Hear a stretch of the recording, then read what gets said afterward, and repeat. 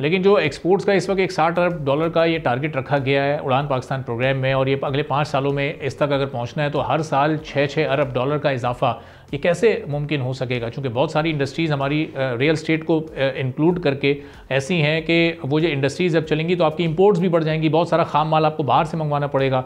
ऐसे में हमारा ट्रेड डेफिसिट भी फिर क्या बढ़ता जाएगा?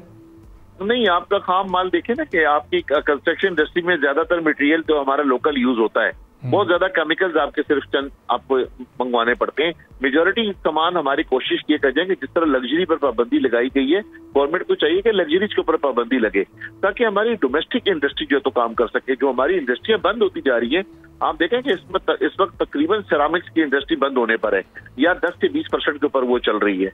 इसी तरह से बाकी इंडस्ट्रियां भी ग्रेजुअली बंद होती जा रही हैं।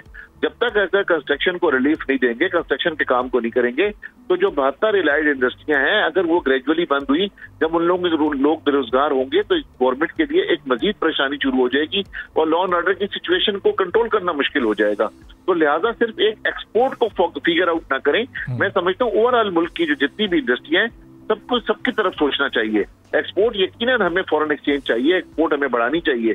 एक्सपोर्ट के लिए एक अच्छा एनवायरनमेंट देना पड़ेगा इंडस्ट्रियलिस्ट को, और इंडस्ट्रियलिस्ट के लिए को बेहतर रेट करने पड़ेंगे और एक परमानेंट पॉलिसी देनी पड़ेगी जिस पर हम एक्सपोर्ट बढ़ा सकें। सब्सक्राइब करें और बेल दबाएं ताकि कोई खबर रह न जाए।